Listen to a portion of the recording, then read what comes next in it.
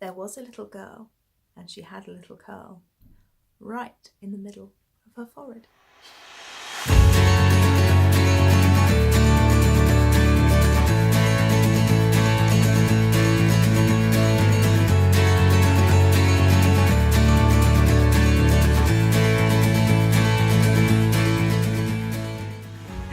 Hello and welcome to episode 22 of the Project Bag podcast. My name's Gemma and I am so pleased that you are joining me for another crafty chat this week. On the show for you this week, there is actually an FO for you, believe it or not. In whips, I set sail on Sleeve Island and show you just how far I got with the Selbu Mitten challenge that you set me. We have some really special acquisitions this week that I'd like to share with you of all different sorts. In Level Up, find out what I've been doing with these interesting looking things. I talk about what's next for the project bag and where you can find me, and I share my new Easter colourways with you.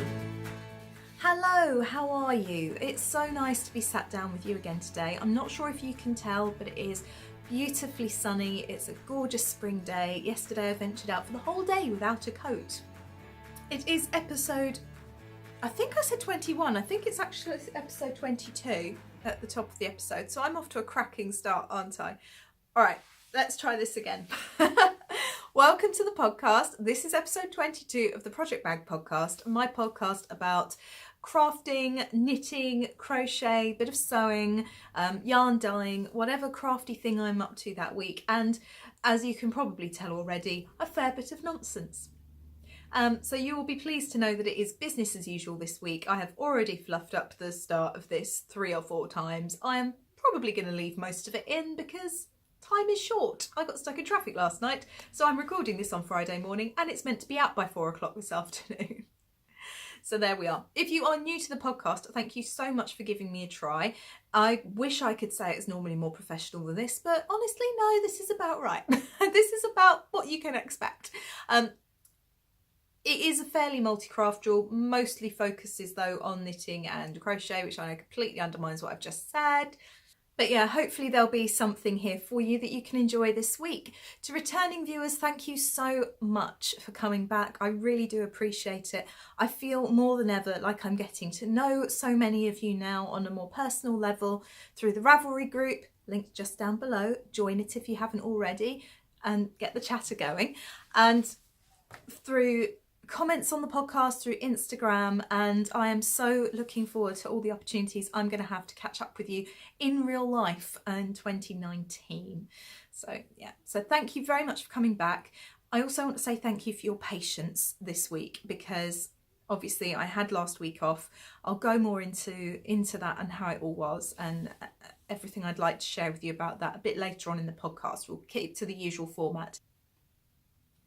For new viewers, this is normally a weekly podcast, but for this next month, it's going to be a little bit more sporadic than that. I'll go into that later, but just a little heads up. Okay, so how about we get into the podcast proper? Today I am drinking from an acquisition. They're going to be kind of peppered in, I think, acquisitions throughout the episode this week. This was a gift from my mother-in-law, which is a Harry Potter mug, and I love this. Are you ready? Don't let the muggles get you down, which really cheered me up and made me smile. It is the perfect size mug for a latte, which I have in here, a little instant frothy. Why do I try and say it? Why do I do this? It's a fluffy coffee, you know what I mean? One of the ones, it's a sachet and it bubbles up by itself. It's magic. Magic. Yeah, it's vanilla. It is caffeinated. I do feel the need. I'm sorry, this could get a bit messy. But there we are. So that is from my lovely mother-in-law and it really cheered me up. And I think it means that she thinks I'm pretty magic. Wouldn't you agree? Maybe not. Okay, let's put that down there. I don't have my table that I normally have. I've rearranged the room and tidied, and now I'm like, where do I put my coffee? Oh well. So it's going to be a bit of a bumper episode. obviously I've talked about my coffee. It was meant to be tea. My lovely friend Marcus sent me a gorgeous, really nice sachet of tea to enjoy, and I was saving it for the podcast. Unfortunately, it arrived the day I recorded the last podcast, and that was over 2 weeks ago nearly, and I've lost it. I've lost my tea. So I'm hunting for my tea, and when I have my tea, I shall report back on said tea. How many times can I say tea in one episode? I've been thinking that maybe we should have like a podcast bingo thing going on with things that I say. I've got the feeling I spout enough nonsense that we could possibly do that. Let's see if it will work. We'll have to think about it. Right, okay, so I'm going to start off with what I'm wearing, which I never do because I very rarely wear knitwear, and if I do wear knitwear, I forget to talk about it because I am a really professional podcaster. It is also an acquisition, so as I said, they're going to be peppered through the podcast, but yeah, it's beautiful and I love it, and I didn't make it myself. Long-time viewers of the podcast will know that typically when I'm wearing knitwear, it's something my mummy has made for me. My good old mum knits for me on a regular basis, which is great because I do not knit for myself. I very rarely knit adult garments because they take forever and I get a little bit bored. I have discussed this already. I have some sort of form of craft attention deficit where I flit like a blue bottle from one thing to the next. Anyway, enough about that. Let me show you this because it's gorgeous and I love it and I'm so lucky. Okay, so first of all, this gorgeous kind of squared off neckline, which I think is so flattering. I feel really good in this today. It's in Debbie Bliss 100% merino. I think it's double knit. I'm not sure. It could be 4-ply. In this gorgeous kind of grey duck egg blue. I mean, it is a blue, but it does lean more towards the side of grey. I think it's showing up fairly well on here, but let me stand up for you. There we are. And here is the Debbie Bliss jumper. I can't remember the pattern name, and I forgot to ask my mum, but I will ask her. I'm not quite as well endowed in the chestal area as certain other podcasters, so I feel a bit that I can't really pronounce that this is the Debbie Bliss boobies, but... Anyway, let's get on with it. Here we are. It's got this gorgeous leaf motif here with these beautiful twisted stitches, variety of cables. And it goes up the sleeves as well, which is absolutely stunning. I love the way that the cables pull in and scallop around that beautiful leaf motif there. And if I turn around, give you a twirl, it's on the back as well. Hi. Now my mum gets serious points for this because if this was me, I totally would not do the pattern on the back. I would have a plain stocking stitch or a rib back and just not bother with it. So yeah, she gets points. So yeah, it comes down, it's quite a nice length on me. A lot of my jumpers are too short for me. It actually sits, I can't really show you. No, that's not going to work either, just going to make you seasick. It actually sits on the top of the pocket of my jeans, so it is shoving my stomach out unattractively there. So it is quite a nice fit. Nice on the arms. It is a little bit big on me. It wasn't actually knit for me, it was knit for my mum, and then she lost loads of weight and it's too big for her, cow. But hey, I get the jumper, so that's fine.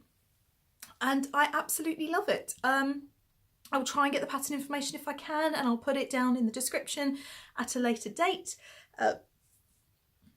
I very much doubt that I'll get the pattern information off her in time to put it in the down bar in this little thing that pops across here. If I do, then it will be there. But then you'll know that because you'll have just seen it. Anywho, yeah, so that is what I am wearing. It's absolutely beautiful. I will be wearing this. It's a little short on the sleeves because she's tiny, my mum, but I don't really mind that. I will be wearing it to unravel tomorrow, so to help you see me, I'll be wearing this jumper.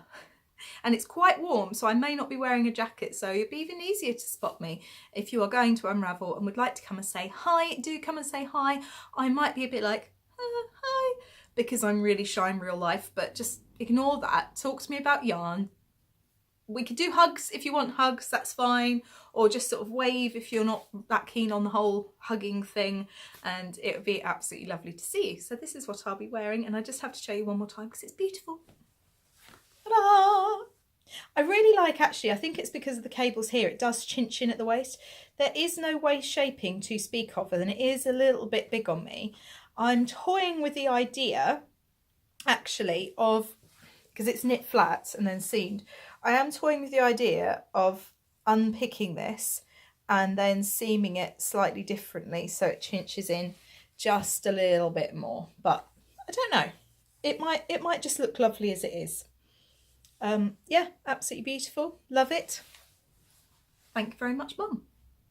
Final thing I feel I should say about this jumper, actually, before I move on to actual knitting, finished objects, works in progress, is it is 100% merino. And can you just see there? It is bobbling. Now, this isn't a brand new jumper. My mum has worn it a few times. It looks gorgeous on her. I've been very jealous of it, so I'm delighted it's come to me. But because it is 100% merino, it has got these bobbles. And what that is it's called pilling. There's nothing wrong with it. I'm not going to get massive holes in the jumper. It's just something to be aware of. I mean, it's not pilling massively, just a bit. So yeah, all things going well. I'll be wearing this on Saturday. Consulting my show notes because I have so much to talk about today. Right, on to actual knitting. I have an FO.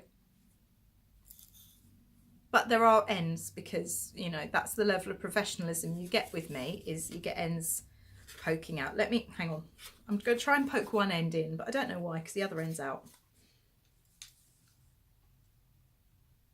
There we go. My old school socks are finished. I figured I really should because my testers actually finished them inside of a week. And I've had these on the go for months and it's my design. Isn't that ridiculous? So I think last time I podcast, I was just on the heel flap, possibly. So since then, actually in this last week, I have done all of that. My friend Myra sent me the challenge of, or set me the challenge, I should say, of finishing this sock completely at knit night. And there's a bit of a tale to tell with that one. But let me tell you a bit more about the socks themselves first. So these are what I am lovingly calling my old school sock pattern, because they do mimic the socks that we used to wear in primary school when I was little. You got them from Marks and Spencer's and they were white and they were lacy and they were like all over lacy. I think they were even lacy under the foot. I certainly remember feeling quite uncomfortable sometimes in my school shoes with them. These are perfectly plain on the sole. I don't know why I'm doing that. You can really see that clearly, can't you? These are perfectly plain on the sole because I just think it's more comfortable. I have used my favourite heel construction, which is a traditional heel flap, slip stitched heel flap and short row heel and gusset, which works for me every time. It's simple, I've memorised it. It will typically be the heel that features on my sock patterns. The other one I've got coming out in March also has your traditional slip stitch heel flap and gusset. I mean, it might not be the traditional way. I'm calling it traditional. I guess it's my traditional because it's the only one I've ever done. But I like it. Decreases on toes with plain stocking stitch for the toes and kitchenered at the bottom as well with a nice twisted rib cuff. So there we are. Show the detail. These are knit out of Stranded Dye Works in the Vintage Christmas colourway, which was her Christmas 2017 colourway. There's a bit of a theme with 2017 going on in my knits at the moment. I have a fair chunk of yarn left, and that is more because of the fact that I've got teeny tiny feet. You know, Amy herself said to me, "You've got such tiny toes," when I shared a picture of my socks a while ago, or my feet in socks. They're a size 3.5 UK. I think that's like a 37, possibly. I think 37's a 4, but yeah, I'm about that. And I don't like my socks to come right up my calves. I feel a bit like my calves are something I feel a little bit insecure about. Everyone's got those little things, haven't they? For me, it's my calves. I've danced for years. I've got quite muscular calves and I don't like socks going that high. So that's the height for me. That's perfect for me. It means I've got pretty much half a ball left over. So I may make some more socks, or I'll whack myself in the face with a sock blocker, pause for effect, and tell you that there may be another purpose for my minis coming up very soon. When can you get this pattern? Not yet is the honest answer. They are on Instagram. You can see the colourways that my testers have used. They've used my yarns, which is really exciting. I'm just waiting to see Hutch's finished pair. I know she's done it, I just haven't seen them. She was using Cinder Dragon. Ellen used, what did she use? Peacock. And Susan used Dabba Dee Dabba Die. And Karen, I want to say Karen, I'm going to get these names wrong, I'm so embarrassed, I'm such a terrible person, used leg warmers, and you do kind of need your sunglasses for that. So if you like those colours when you see them on Instagram, give me a shout and I will dye some more up. I don't have any in stock at the moment, but I can dye some. So there we are. This is now with my wonderful tech editor. She is absolutely amazing. She's been so patient with me because we actually started talking about these before Christmas. I think it was back in October time, but I was feeling quite overwhelmed with everything that I was trying to do. I was trying to dye yarns, I was trying to push the Project Bag podcast, I was trying to run the blog, I was trying to get all the kind of technical business side of things ready. I was also working and trying to get these patterns out. And she said, just take a breath, Gem, just take it easy, give yourself a bit of a break, slow yourself down, it's okay. And I took her advice and I'm so glad that I did, because I think I'd been heading towards burnout for the Project Bag by this point. But she's got them now. She is a very, very busy lady, and but she has been an absolute darling and said she's going to try and get to them next month or the start of April. So these should be out in time for Easter, which I'm really excited about. If you are watching this, my lovely, lovely tech editor, no pressure, I promise. I'm just saying that, you know, we've said they might be up for Easter, so that'd be cool. In other pattern news, not on a sock blocker and suffering from fluff, these socks, my daughter's socks, which are no longer on a sock blocker but have retained their form having been on a sock blocker so long. This is only one, I have not got the second, and the ends aren't sewn in. These are also now with my tech editor, having been test knit by several people. It's been through 2 rounds of test knittings. It is quite a technical pattern. It's not necessarily a difficult one to knit, it's just a little bit quirky. We are hoping to have this one out in March, so I will keep you updated with that. On to works in progress now, and I have been a very busy bee. I am sure I'm forgetting some of the things I've worked on this week. I cannot show you my, oh no, I do have another finished object, but I can't show you because I need to show my knitters first who are doing the course. You have to wait next week for that.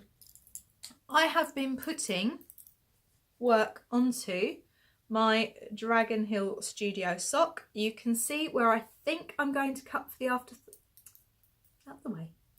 You can see where I think I'm going to cut for the afterthought heel, just here. And this is where I was, and since yesterday I've put another 3 stripes on. I need to check and see where you cut for the afterthought heel. I've got a feeling it's where your ankle bone is, in which case I really need to start decreasing for the toe, so I'll start doing that very shortly. So hopefully you'll see some more progress on that. This is Dragon Hill Studios yarn in Pink Dahlia colourway, I think. This is it in the cake. They cake their yarns up. They're actually going to be at Unravel. They're there, they've unpacked, it's amazing. And it's absolutely beautiful. It's got some stellina in it, it's got some sparkle. You can just about see the sparkle in there, just about. I bought this at Fibre East last year, so it definitely has to be finished. This pair of socks definitely have to be finished for before Fibre East this year, but that's June, so I've got a bit of time. The other thing is that none of these socks I'm knitting count for my box of socks that I wanted to do this year, because you can't include whips. So I have got to finish this pair of socks and my daughter socks, and then I can start on my 12 pairs of socks for my box of socks.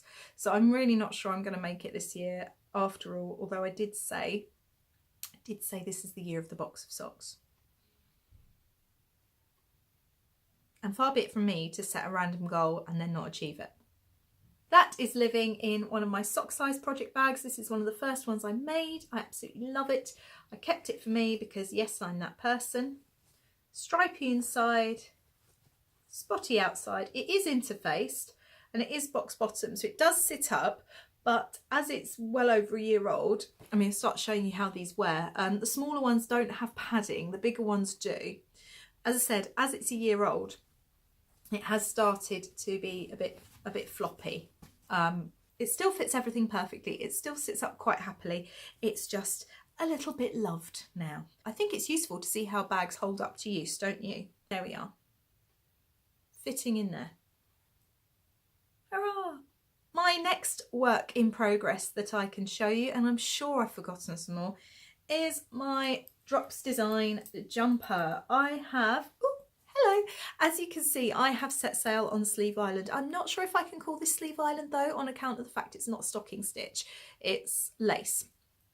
I have had an absolutely massive headache with this pattern. The maths just doesn't work and it's all the way through. I thought it was me initially. I thought maybe I'd miscounted. I mean, I was very stressed when I started knitting this. I was also in hospital at one point when I was waiting to have my daughter, when we knew she was going to be early. I had this with me, so it's possible I miscounted things. But the maths just genuinely doesn't work. I tried 3 or 4 times to get this sleeve started a few weeks ago, and I had the right number of stitches for the size I was doing, and I picked up the right number of stitches according to the pattern, but then the rest of it just didn't fit. It just doesn't work. So I had a bit of a headache. In the end, I decided to ignore the pattern completely and just try and make sure that the lace was placed in the correct position, and I think I've gotten away with it. If you look there, can you see the lace coming down? They're all in line, aren't they? They're all underneath one another, I think so. And I'm looking at that one now, and that one looks off center. Do you see? Does that look off center to you? I don't know. Anyway, I've had more success since sort of making it up myself. So I'm that far down the sleeve.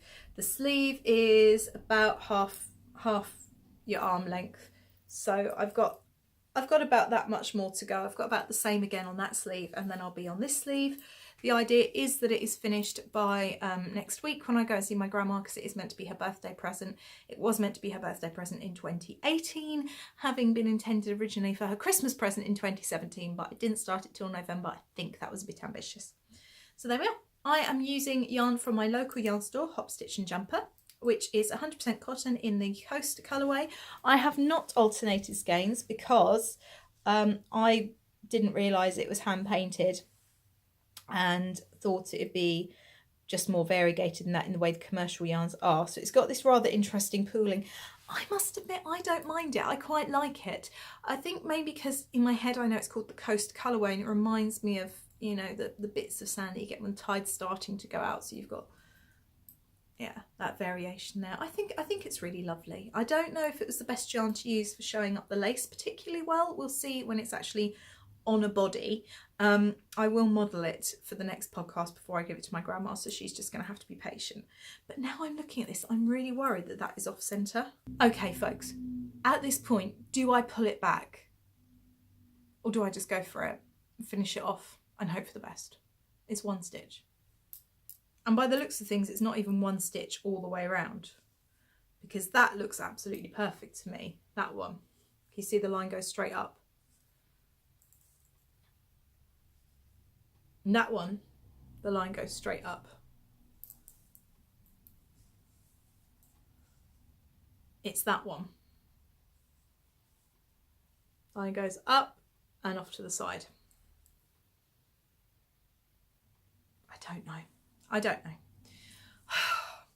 If I do have to pull it back, then that just adds to my whip woes, which I'm not very happy about.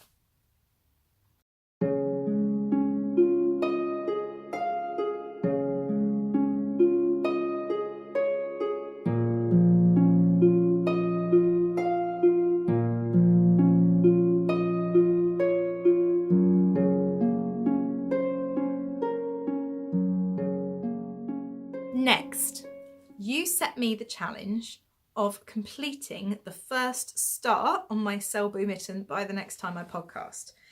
And I am happy to report that actually I've done a lot more than that. Go this way up. So here's the cuff.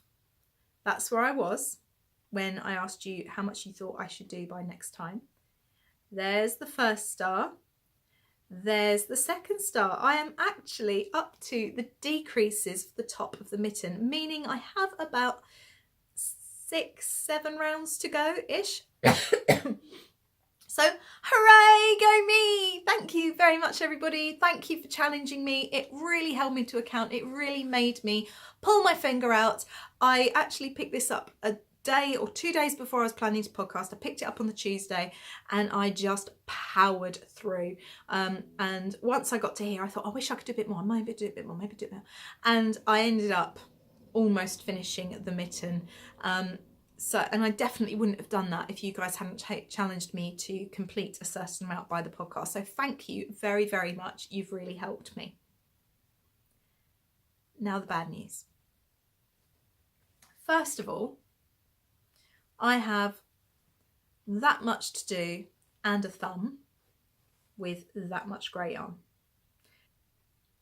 This is serious yarn chicken. There is no way I'm going to get the top of the mitten and the thumb out of that. So I was feeling really down and really frustrated because not only do I not have a finished object for you for this week, I was hoping to get it actually finished by the podcast, but I've run out of yarn. And I shared this on Instagram, the yarn chicken, and my lovely friend Ellen, who is the dyer behind Mrs. Lamb's Yarn, who I met at Perth Drink, messaged me to say that actually she has some of this yarn. Now that is just incredible because this yarn, it debuted at Perth. As far as I'm aware, there's none left. There might not be any this year for reasons that I'm not 100% confident in that I'll be telling you correctly. It's something to do with milling and mills and our mill infrastructure, and that we need more investment in British yarn in this country. But there won't be any this year. And I was gutted. This is my Perth cast on for 2017 that Pip, who is one half of the Tipsy Knits podcast, decided that we should all do, which was great fun to keep the Perth love going. And I really thought I'd have it finished by this time. So I was heartbroken to realise that I wouldn't actually, I was heartbroken, it's a bit dramatic, isn't it? I was disappointed to realise that actually I wouldn't have enough yarn to complete my mittens. Some people had, I did wonder if I'd run out before, but some people suggested that I used the other way around. So I had yellow as the main colour and grey as the second one, but I just didn't want to do that. I like them to match. So I thought, well, we'll give it a go and see how we go. Anyway, Ellen is coming to my rescue. She has some of the yarn in the DK weight. She is going to send me from Scotland. She's a star. She's amazing. I love her. It's brilliant. So I'm continuing knitting. So at this point I realise I'm going to run out. I'm about here. So I thought I'll continue knitting and see how much I can get done. And then on Wednesday I was sat in at my knit morning. And I got it out and I'm knitting it and I'm looking at the pattern and I'm thinking, oh, that's funny. Oh no. Oh, hang on.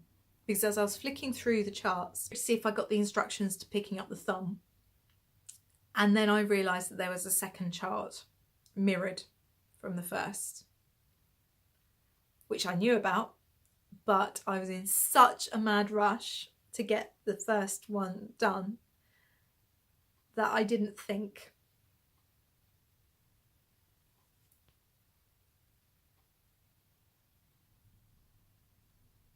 I've knit 2 left hands. So, lovely viewers, I'm going to have to pull this mitten back right to the cuff, right to where I was when I last podcast and you challenged me to get this star done. Yeah. I can't believe it. I really can't believe it. Someone said to me, could you do another mitten to match that hand and do basically another pair? And I was like, no, I've only got that much yellow left even. It's not going to happen. but I wanted to show you that I did achieve your challenge.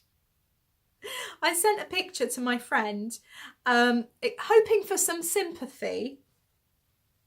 Did I get sympathy or did I get laughed at? I got laughed at. How nice is that? And I showed it at knit night as well. I was like, look, I've had a disaster. It's a knit morning in the morning, knit night at night. And again, they were nice. My friend came in and said to me, you all right? And I said, no, I'm half left, which is my typical dad joke type thing. And my friend piped up, no, she's all left. Okay, I kind of deserve this. But yeah, so I really wanted to show you because I'm so pleased with it. Look at the stitch definition. I think that's better than that one. I think my tension is better.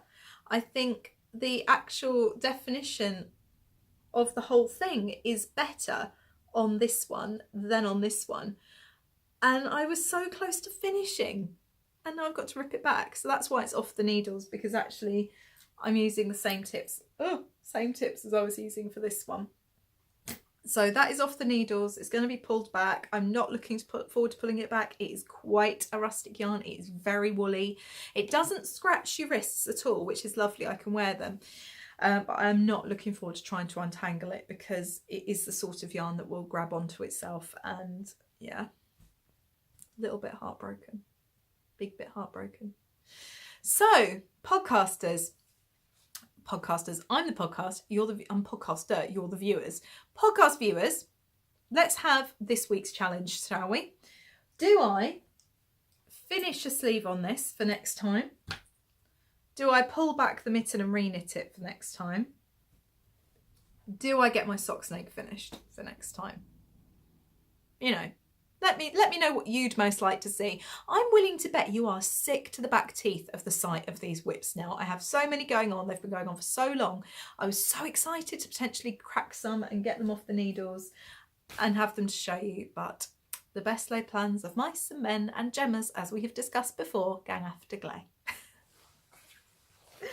Oh, I feel like I need to check that now because I heard someone else quote it as well. And now I'm worried if it's aft gang glay. I'm sure it's gang after glay, but anyway.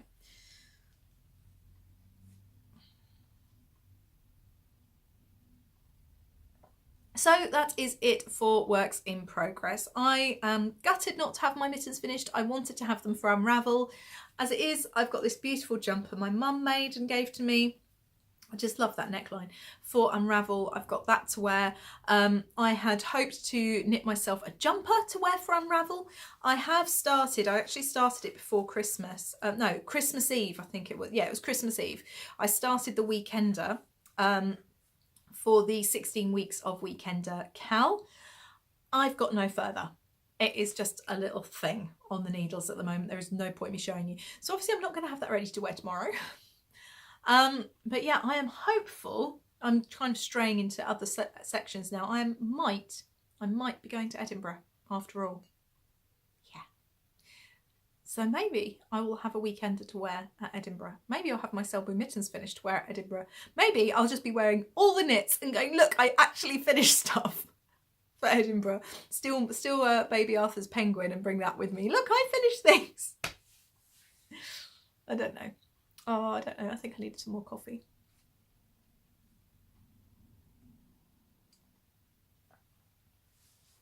So while I'm just sipping this coffee and getting my thoughts together about the next section of the podcast, I have got it there on my show notes, but you know, that would be too easy to look at those, wouldn't it? Talking about whips, I don't know how many of you know, but as well as Ravelry, I actually have a Facebook group called the Project Bag Club. Now this is more multi-craftual. Ravelry, as you know, focuses on the fibre arts, but the idea of the Project Bag is that it is multi-craftual. I like trying all things. I want to make things for crafters of all ilks. And the Project Bag Club is very much that. We've got some woodworkers, someone who's doing metalwork, upholsterers, embroiderers, all paper crafters, all sorts of wonderful things are going on in the Project Bag Club. It is definitely not just knitting and crochet. So I thought I would show you, talk to you a little bit about that. And on Wednesday, we now have a feature, Wednesday Whips, where you are invited to upload pictures of your latest crafty works in progress. It could be baking, it could be woodwork, it could be decorating your house. just something a little bit creative and practical that you would like to share with us. So I hope you join in with that. The link is just down below. Okay, I'm going to move on to Level Up now. This month we're doing something slightly different. Last month I was working on hand lettering for my bullet journal. This month I've actually started a new craft entirely. I don't have everything I need to show you. My husband has tidied some of it and I can't find it, which I'm a bit gutted about because the bit I've made the most progress with I can't show you. But they involve these.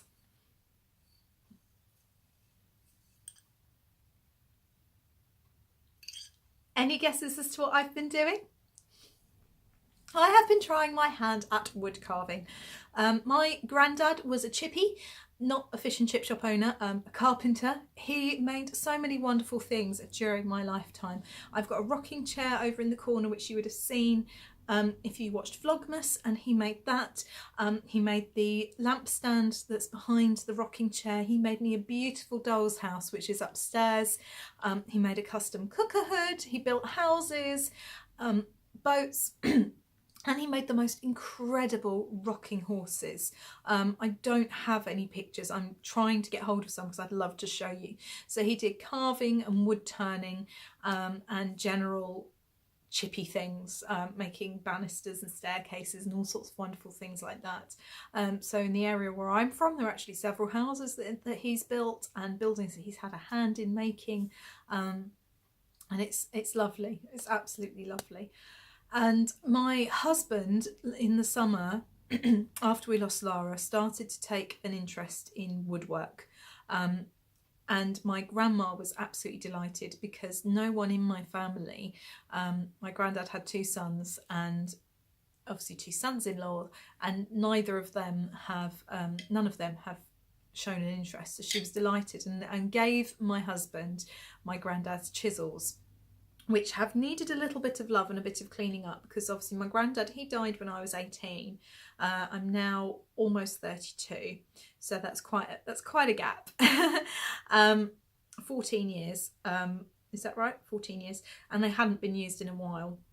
But my husband has restored them and sharpened them, and we've started using them together. He is currently carving a box for our wonderful friend Mitch, who's one of Lara's, he is Lara's godfather, one of Lara's godparents, because it was his 30th this year, and Alan is like me, a bit behind, and he's doing that. He has carved some beautiful little animals for our godchildren. Rosie has a little mouse, and he's carved a fox, and he's done a beautiful wooden ring, and he's learning all sorts of things about woodwork. People that we really enjoy watching with regards to woodwork and carving, couple that I will link below. But first of all, we watch a lot of Matt Estley, who is a young man who is incredibly talented. He is a British YouTuber and chippy. He has several series on his YouTube channel where he teaches all sorts of things about how to sharpen planes, how to saw correctly, how to use a chisel correctly, and does some 2-minute Tuesdays as well. He's now doing Turning Tuesday because he's just got a lathe, which is what you use to do wood turning. So if you see like the barley twist type things, that more commonly created on a lathe, which spins the wood really quickly. And that's how you make pens and things like that. I mean, also you could do it the other way, but a lathe is much more efficient. So he's really interesting. For such a young man, he's really inspirational. He's so hardworking. He's worked his butt off, and his videos are really well edited and really well created. So I definitely recommend those. Another one that we enjoy is April Wilkerson. She is American, and she has done a great series on building her own workshop from scratch. She builds porch swings and all sorts of things like that. Another one I think is based in Portugal, Get Hands Dirty. I don't actually know her name, but she's brilliant as well. Highly recommend watching that. She built a ukulele recently. Matt made a bass guitar, that was cool. And more recently, for me to start watching, Alan's been watching him for a while, is a chap called Bobby Duke Arts. He has been very outspoken with his own struggles with anxiety, which is very brave, but he creates absolutely beautiful pieces of artwork. We watched one just last night where he carves a crow skull entirely from paint, which is just amazing. There's one where he carves into bark. He creates a little fairy house village and lights it up. He uses the lead of a pencil to carve a sword. So you know pencils, how thin the leads are. He actually carves into that. He is such a talent. So shout out to all of those. Couple of girls, couple of guys for you to go and watch. I've linked them. They should have flashed across the screen there. I've linked them just down below for you as well. Definitely recommend watching them. So my first attempts at wood carving, there's not an awful lot to show you. It's taken quite a lot to get to this stage, but if I turn it the right way around for you, you can just about see that I have sketched a teddy bear onto this block of balsa wood, and I have started to shape it and to cut it. For me, this is a real challenge. I draw and sketch all the time. I took GCSE art. I love drawing and sketching. The thing that's baffling me is how to make this into a 3D shape. So I'm taking my time over it. It's taking me a while. And the reason I'm doing this is because obviously it was Lara's birthday last week, and I think it's important that we start a tradition, just do something positive with the day. And my husband actually came up with the idea. He said, well, I'd really like us to carve something as a family. So that's what we did. We took some wood down to my grandma and mum's because we were having lunch with them on Lara's birthday before we went to visit Lara, because Lara's in Essex. And I helped my mum draw this teddy bear onto this block of wood. My mum actually has Parkinson's disease, which means that her fine motor skills aren't quite what they were. So so we agreed that I would carve it for her. My grandma drew a daffodil, which my husband is going to carve. Grandma wants the daffodil to be kind of looking upwards, just the head of the daffodil. So yeah, Alan's going to have a go at carving that, which will be a challenge, definitely. And my mother-in-law and her partner both created hearts, and they actually got theirs finished in the evening. I took them home with them. And my husband is doing a Wolverine head, not the X-Man, an actual animal. I'll try and put a picture up here for you if I can find one in the time I've got to edit this. And I decided to do Lara's name in letters, and that's the thing that I've made the most progress with, and I can't find. I'll have another look. But I've started the teddy bear. Now, the thing is, I said to my mum that I would carve it for her because I was a little bit worried, because these tools are incredibly sharp. I was a little bit worried about her hurting herself. Who was the only person to stick the chisel into their own hands? Me. So a few words on safety. Obviously use the chisel away from you, pointing away from you. You also need to have a mat and something safe around so you don't stick the chisel into your table. Make sure that no one around is going to get wood chippings into their faces, into their eyes. Use goggles. It's a good idea because of the splinters. I'm going to do a blog post on wood carving. I'm going to try and do a collaborative one with my husband, because obviously he's the one that's been learning most about this and doing most about this. But there are some simple bits you can do. So you can see the chisel has a beveled edge, so it will go out towards that way. It's quite a big, that's what we call a bevel. That slants that way. Yeah. So you do something called a stop cut first of all, which is where you put the chisel into the wood, tap it in a few bits, and then you can safely take out the rest of the material without then digging into the bit you don't want to go. So this teddy is going to be sat on a plinth, on a little block. I have used a saw. My husband has a Japanese saw which cuts on the pull cut. Yeah, cuts on the pull cut. European saws cut on the push stroke. If I'm wrong, I'll put it down here. And So he actually helped me reduce the amount of material that I was going to have to cut away, because this was a square block like that, and that's quite a lot to chisel away. So he cut that, helped me do that, and you can just about see I've started to shape the feet and go in. A lot of it, my hesitation is just being uncertain of what I'm doing. Fear is a huge problem for me when it comes to trying new things. I am working on a project bag for someone called Jeanette. I met her at Perth. Drink. She is from Shetland. She's a fantastic knitting designer and tutor, and she has asked me to create her a project bag, and I'm using tweed fabric, and I'm just terrified of cutting into it. I've done the design, I've done a mock-up, I'm happy with it. I just need to cut into the actual fabric, so I'm trying to get that done. So she's got it for Edinburgh Yarn Festival because she would like to have it with her there. So but it comes down to this idea of fear, and my word of the year is grit, isn't it? You know, so I kind of need to put my big girl pants on a little bit here and get on with it. So yeah, hopefully next time I podcast there'll be a bit more progress on my carving, because this is my level up skill for February. I'm going to open a thread in the Ravelry group for February levelling up, or no, actually no, I'm not. Let's use the level up thread that we've got there already. I want to know what you are working on this month, and I want to see your progress. Okay, this isn't a knit along or a make along per se, but you never know. You never know. I might decide to randomly pull prizes from there. Who knows? Not making any promises, but a little bit on wood. You get lots of different types of wood. That is base wood, which is really soft and quite good for carving in. It is very splitty though. I have had a bit of a whoopsie with my letters. The wood split, and so my husband had to slice the thickness of the letters in half for me. They were quite chunky wooden letters, and now they're thinner, because where I was bashing at it with the chisel and mallet, it was starting to split. This is something that he's using. It's called Purple Heart. It isn't dyed. This is genuinely the colour of the wood. It's absolutely beautiful. That line is just because it's got a little bit of wax around the outside to protect it. So he's using this as part of his box. He's also got ebony, which is naturally black.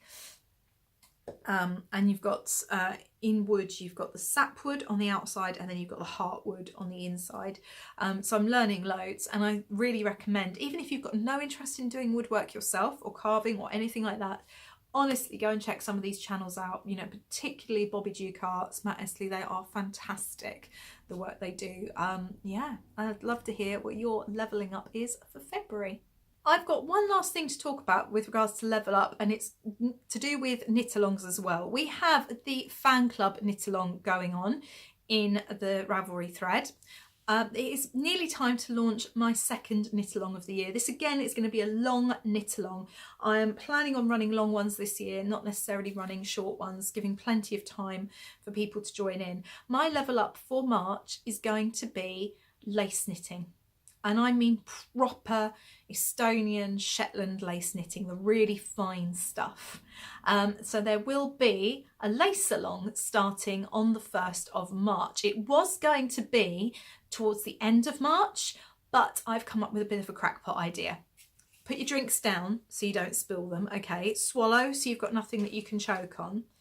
If you can hear that, my cat is rolling around in my camera bag. The sun is on the camera bag, so he is sat on it and he's just rolling around going, oh, sun. I'll put a picture in later if I can, if he's still there. It was going to be lace along, back to that. It was going to be starting at the end of March, but I've come up with a bit of an idea.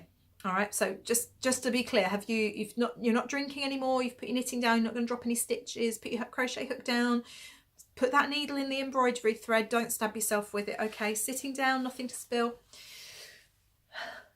Lent begins on the 6th of March, the time where traditionally, whether you are Christian or not, people tend to join in with this idea of giving something up for Lent. The idea is that you withstand temptation for 40 days and 40 nights. And I have done quite a few different Lenten pledges in my time. Not all of them successful. I gave up chocolate. That one worked. And then, oh my God, did I pig out on Easter Sunday. I gave up energy drinks. I developed a really unhealthy relationship with energy drinks. It's kind of you start drinking and then you need it. It's almost like an addiction in a sense, because you get that blood sugar high and then crashing. And I was doing a crazy commute in the mornings. I was leaving the house at 4 o'clock in the morning to get to work on time, and I wasn't getting home till 8 o'clock at night, and I was just, ugh. So I gave those up. Haven't touched one since. Brilliant, fantastic. I don't think I gave anything up last year. I don't think I was particularly bothered about this last year. I had other things on my mind. I gave up coffee for Lent. That wasn't as successful. I had the most horrendous headaches. I hadn't realised how much I was relying on caffeine. I had the most horrendous headaches. I did all sorts of crazy things. So I made my husband his sandwiches for work, and then the next morning I went to get them out of the fridge and they weren't in the fridge. I discovered that what I had done is I had made his packed lunch and put it straight into the bin instead of the fridge. So that went well. And I also misfueled my fairly new car. I put petrol in it instead of diesel, and had to be rescued from the supermarket by a van that said misfueled on it, you know, proclaiming to the world that that's what I've done, that I'm a complete idiot. My mum came up, I was down that way, so she came up with a flask of tea and some biscuits for me, which was really sweet. My grandma came up to laugh at me. So yeah, I had to ring work and say, I'm going to be about 3 hours late. I'm really sorry, but I've put the wrong fuel in my car. My students didn't enjoy that time either. Apparently I got a bit grumpy. My form, I used to remember they used to peep round the door at sort of 20 past 8 in the morning, go, is it still Lent, miss? Yes, it's still Lent. So you still not having coffee, miss? No, I'm still not having coffee.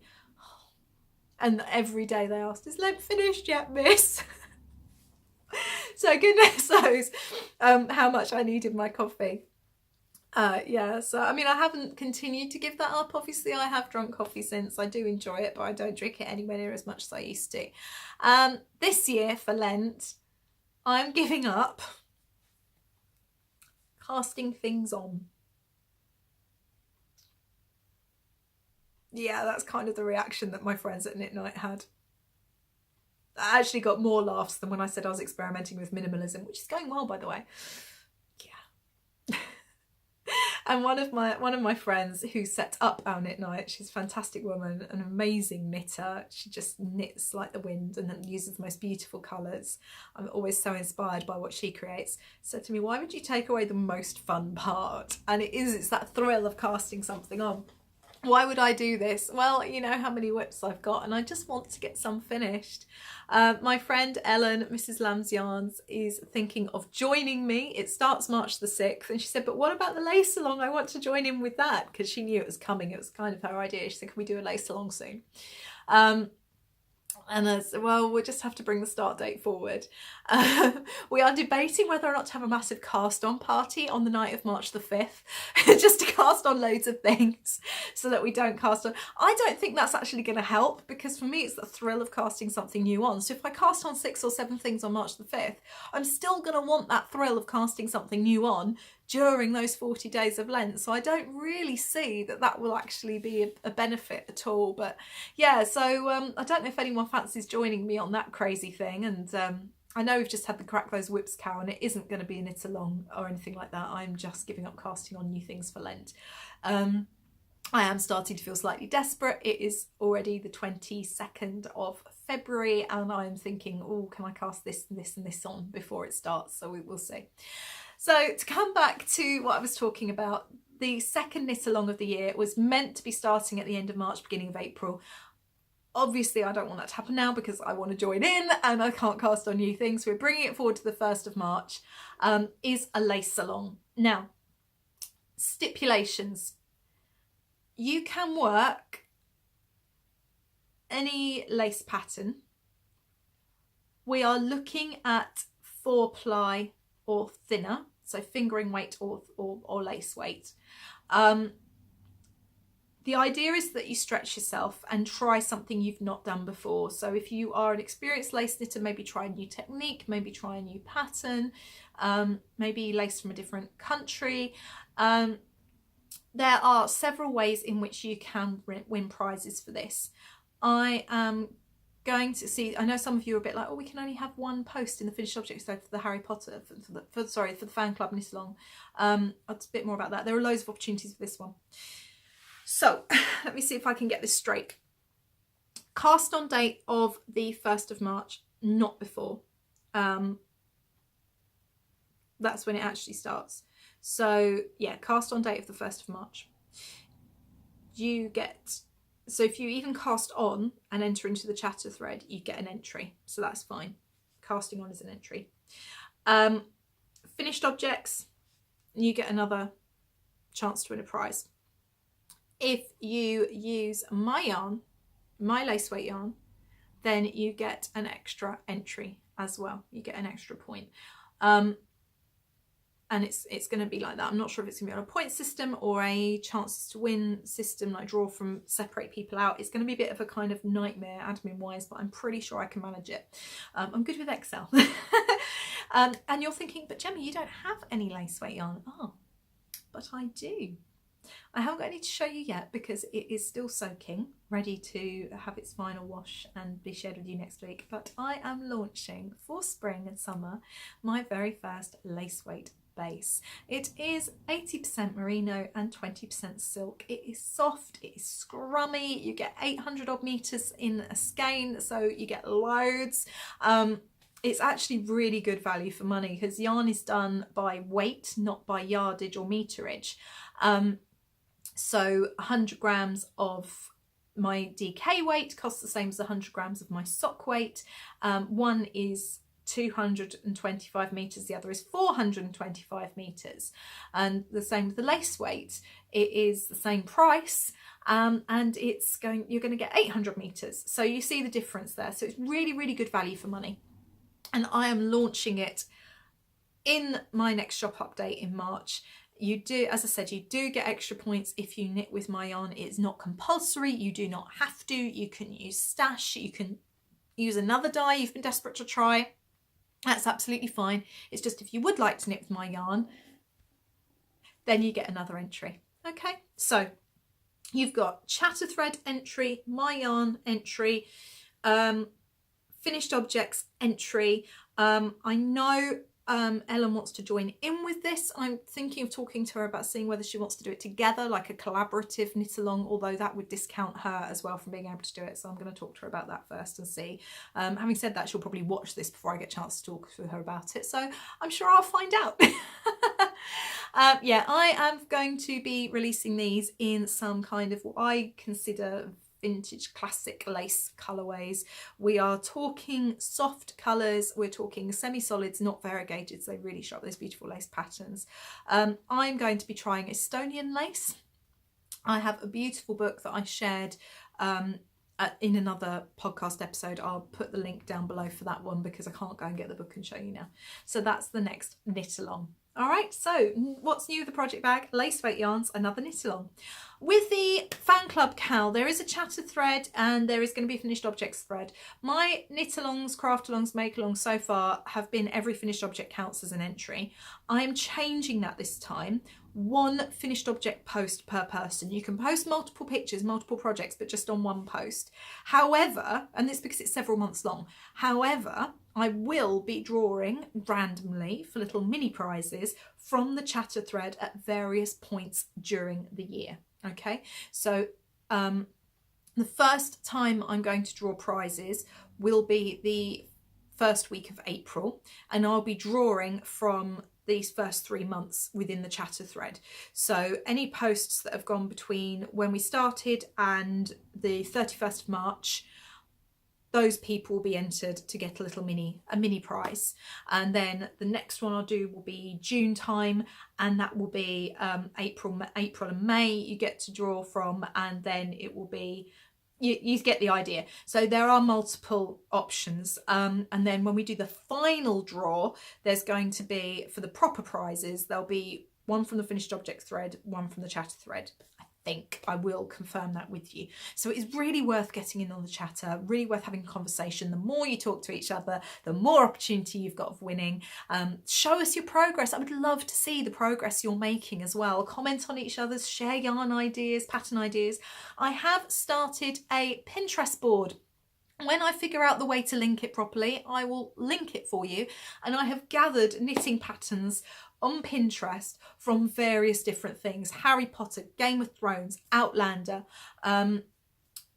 games, like, you know, gamey games, like with your buttons, PlayStation, that sort of thing, you know. I've done that, so there's lots of inspiration in there for you as well. Okay, so really hope that you're enjoying it and joining in with those. Okay, so before I go on to what's new with the project bag, I want to talk about acquisitions, but I also then want to take the opportunity to really say thank you. Try not to get too emotional. As most of you know, it was my little girl's first birthday last Monday. She would have been 1 year old. It's a little bit odd because although she would technically have been a year old, she would have been 8.5 months old corrected, which basically means realistically she'd been born at the right time. She would have the body and the development of an 8.5 month old, even though she'd been born for a year. That doesn't mean she's delayed at all, that's not what I'm saying, but because she was born so early, technically we take the birthday from the day you're born, not the day you're due. And she was born so early that she would have been an 8.5 month old but having her first birthday. And I want to say thank you so much on behalf of myself and Alan and Lara for just the love that you guys have shown. You were very understanding about my need to take some time for my family for that week or so, and I shared some of my favourite pictures on Instagram of my little girl with you. I am very proud of her, like any mummy is of their child, and I love showing her off, but I know it feels a bit strange for some people that I do that. I don't think it should be, but it is. And the comments and the love, they warmed our hearts, they really did. And to everyone who said she's beautiful, thank you, we think so too. So yeah, I really appreciate your patience. I had some messages as well from some of you lovely viewers and telling us you were thinking of us. I didn't reply that week. I've started replying. I hope you understand. I've just taken my time. But yeah, thank you. It did lend us some strength to have this, to know that you were thinking of us and thinking of Lara. And it really helps. It really does help. We had a lovely time. I did share some pictures of some of the things that we did when I came back onto Instagram. It was incredibly sad. It was plain awful at some points, but it was also lovely. It was a time of joy and a time of love and celebrating Lara. You know, we had an afternoon tea with a cake that Lara's godmother made. I'll put a picture of it here if you haven't seen it on Instagram. Really simple, just with snowdrops, which are the flower we associate with Lara. And we had her godparents were all together, and her god siblings, as my husband calls them, were all playing together and toddling around after each other, apart from the newborn, you know, because obviously he's newborn, and you know, and our godson as well, who's only about 4 months old. So but the other four were kind of toddling around after each other and playing, and it was lovely. It really was, as heartbreaking as it was, because obviously we were very aware that someone else should have been toddling around or crawling around getting into mischief. But yeah, as I say, took that time, and I'm very grateful to you all for your patience while I did that. And it brings me on to acquisitions, actually, because I have been absolutely blown away to be the recipient of some absolutely lovely things. Thank you. I haven't asked permission to share names, so I'm not going to. Obviously, if you're watching this, you know that this is you. First of all, I had a parcel arrive from a long-time viewer of the podcast. I say long time, I've only been doing this for half a year, but still. And there was a beautiful letter, which I shan't show you, but there's a lovely card here. And it reads, "When your darkest cloud looms and you can't see the silver lining, just remember in the distance the sun will still be shining. And when it feels like the world's turning to the beat of a different drum, just remember to keep smiling. The best is yet to come." It's a beautiful sentiment The letter inside is lovely, and this lovely lady very kindly sent me some little gifts. It was a care package, obviously not to make things better, because you all know that it can't be better, but just to help. And it was lovely. So there was a sachet of hot chocolate. There's a beautiful notebook, which I don't have to hand, which is pink embossed in gold with cat's whiskers saying, "I work hard so my cat can have a better life." I mean, how well do you know me? I work hard so my cat can have a better life. That was brilliant. Oh, hang on. Pussycat sticky notes, which are so cute. And a lovely little motivational plaque. When it rains, look for rainbows. When it's dark, look for the stars. But the piece de resistance is, look at this. I am the very, very lucky and proud recipient of her first attempts at yarn dyeing. They're her first attempts, aren't they incredible? So this is called Water Lilies. And it's this beautiful teals and whites and purples and greens. It's absolutely stunning. And this is called Red Hot Summer, which is just stunning. My first attempts at dyeing yarn were that successful, I'd be very happy. I came up with Grubby Goldfish, which admittedly I've learned to love, and Mouldy Plum. So well done you, and thank you so much for sharing those with me. She also attached beautiful stitch marker progress keepers, which will be being used and loved. I don't know what I'm going to do with these. Someone suggested I turn them into key rings. I don't think I want them to be key rings.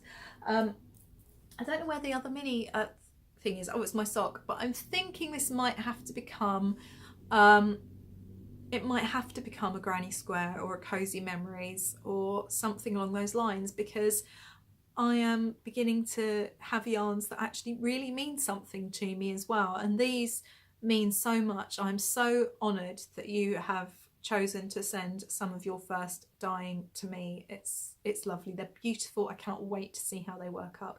Thank you so much, my love. I really appreciate it. The other thing that arrived, it just arrived yesterday. My husband and I are absolutely blown away. A viewer who again has become a friend sent us, she said, you know, it's got a little something, and I thought maybe a card or something. And same with this one. I thought maybe it'd be a card.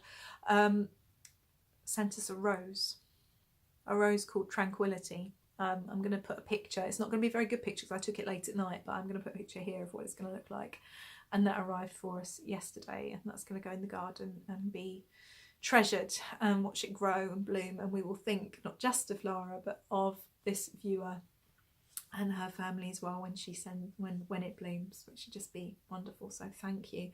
I am absolutely blown away. I'm humbled anyway by the fact that so many of you would choose to spend your time with me each week and enjoy what I've got to say, and that's just incredible. I'm humbled by that anyway, but the love and the kindness that you guys have shown to us, wow, thank you so much. You are helping us to get through. You are helping me to look to the future and to try and build the project bag. And this is in danger of becoming very gushy, and it might seem insincere, but honestly it's totally sincere.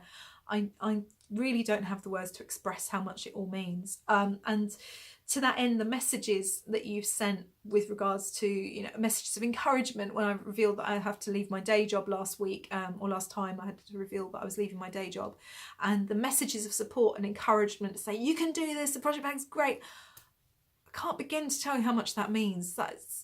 It's wonderful. When you are on your own, as I am during the day, working on your own, and even though I'm recording this podcast and I know you guys are watching it, obviously it's not in real time, it can feel very isolating. So actually to have that back from you, to have that encouragement, that communication, to see you guys getting to know each other in the Ravelry group is just, it's really helpful. It helps me sort of pick myself up and carry on just a little bit more in those times where actually it all starts to feel a bit impossible again. So thank you so much for that, and I am really looking forward to seeing you guys in the flesh. And well, Why do people say that? It makes it sound like people wander around naked, doesn't it? In the knitwear. I'm looking forward to seeing you in the knitwear in real life this year, and to that end I will be at Unravel on Saturday. That's tomorrow. I'll be there from the afternoon. I'm getting there around about 2 o'clock, I think, because I'm teaching in the morning.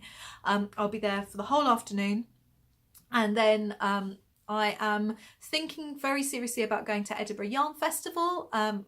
Going to see how I feel nearer the time, but I'm very much thinking about going up there, so I'll be in Edinburgh.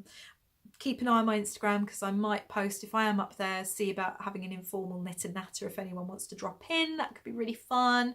I am going to be at Fibre East, and I am going to be vending at the Wool Monty, and I will be visiting Perth as well. I'm waiting to hear back if I'm one of the lucky ones who've been chosen to vend there. We shall see.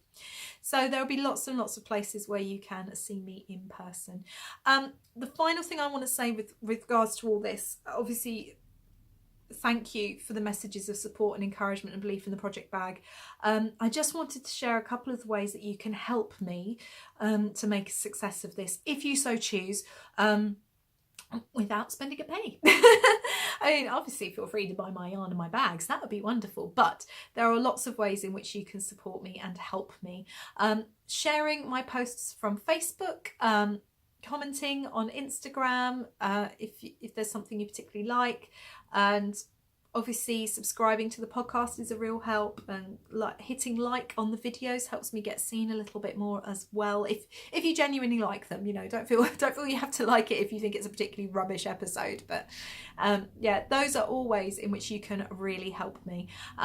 I am absolutely stunned. I went on to YouTube Analytics this morning. I haven't been on there in such a long time. You know, for me, it's not the numbers that really matter, but we are so close to 200 subscribers, and that's really amazing to me. Thank you so much to everyone who's joined and has subscribed. That's just wonderful. If you would like, I am planning on having another giveaway when we reach 300 subscribers. I did 100 subscriber giveaway. I'm going to do 300 subscriber giveaway next. So if you would like that to happen and be in with a chance of winning a skein of my yarn, then because it will be a yarn this time that I give away, then perhaps you might like to share the podcast. And if you know people who you think might enjoy it, genuinely, don't spam people, I'm not asking you to do that, but if you think that other people might enjoy the podcast, if you've got some friends that watch them and think, yeah, actually you might enjoy the project bag, then, you know, feel free to share that, and, you know, maybe we'll see. But those are some ways in which you can help me practically as well, if you would like to, support me in that way. Thank you very, very much. We are not done with acquisitions. I broke my yarn diet. I didn't share this last time. It hadn't quite arrived. My friend Marcus, I like it so much I've chucked it on the floor.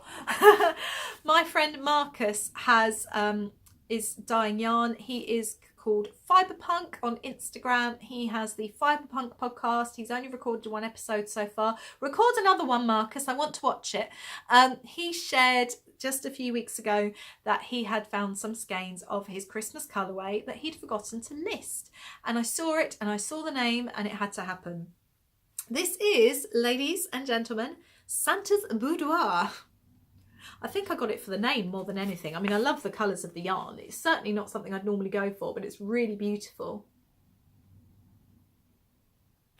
It is 75% British wool, 25% nylon.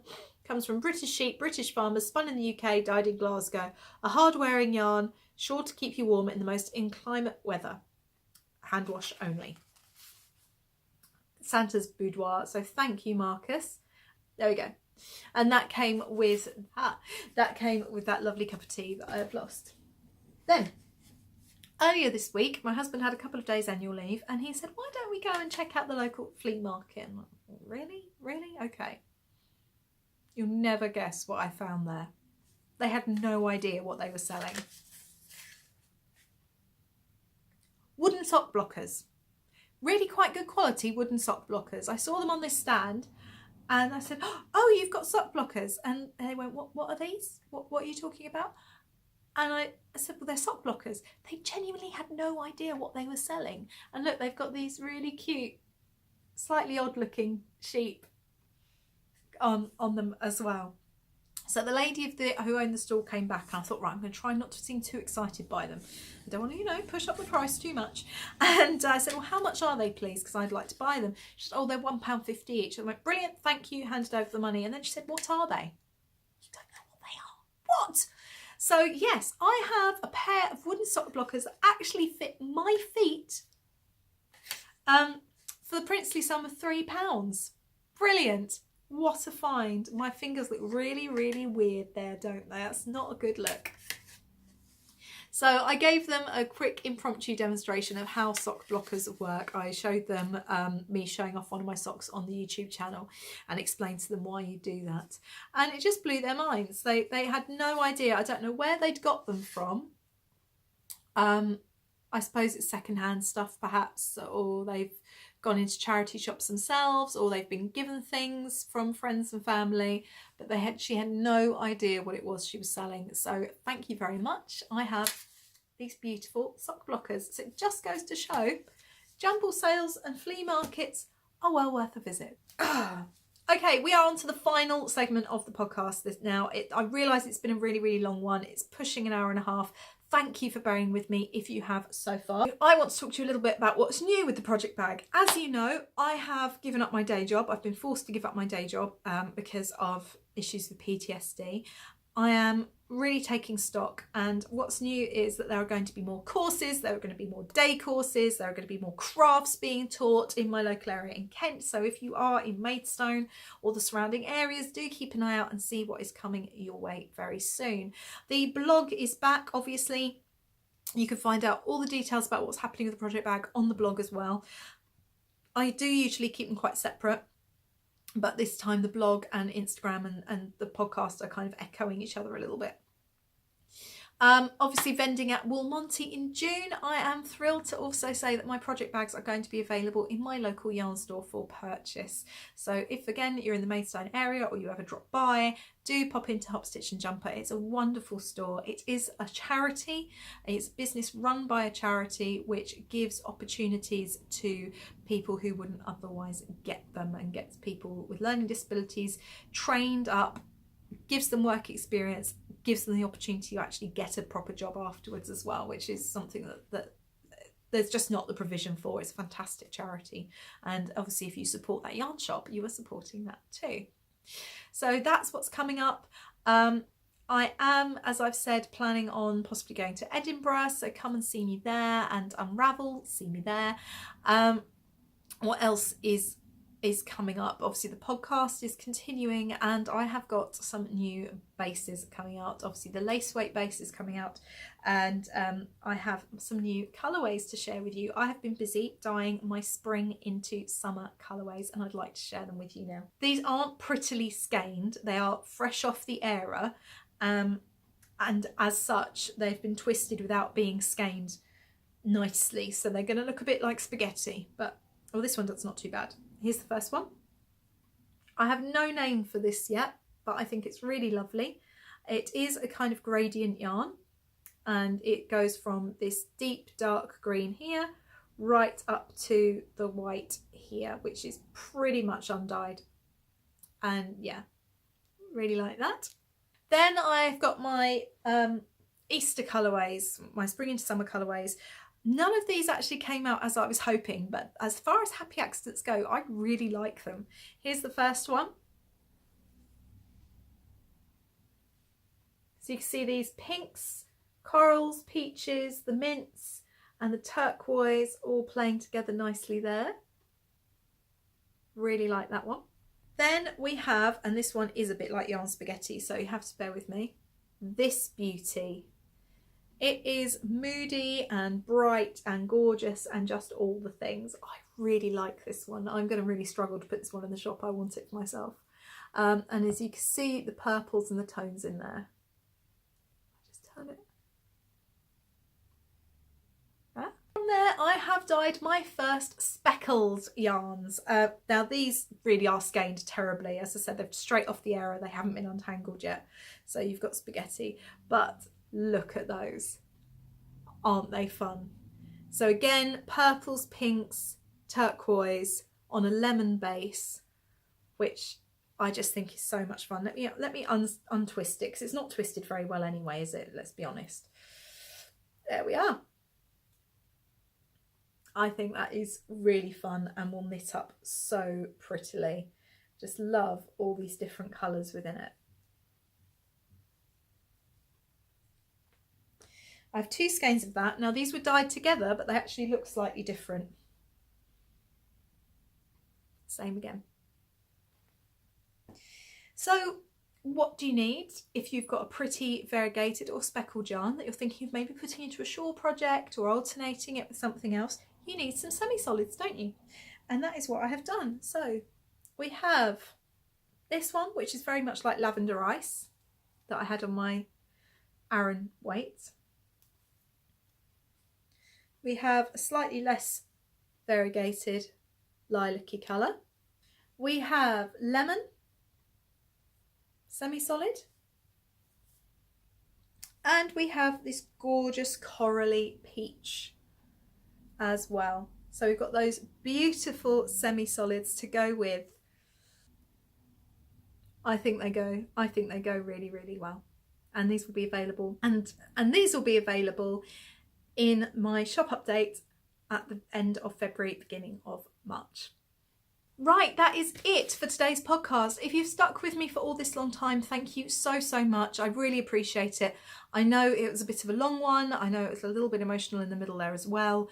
But I just wanted to say a huge thank you to everyone who's been supporting me, to people following me on Instagram, who are watching the podcast, who are commenting, who are getting involved in the Ravelry group. You guys really do make this so worth it.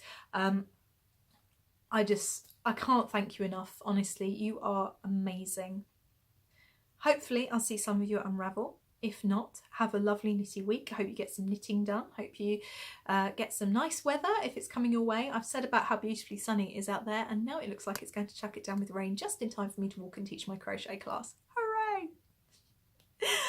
Do let me know where you want me to get with my mittens and my other whips by next week, what you would like to see. Let me know if you fancy joining in the lace along. I will be opening the chatter thread later today, so it will be up by Saturday. Today's Friday, but by the time I open the thread it'll be quite late, so it'll probably be Saturday for most of you that chatter thread opens up. Do get yourself involved in the other cows, and I will see you next week. Take care. Bye.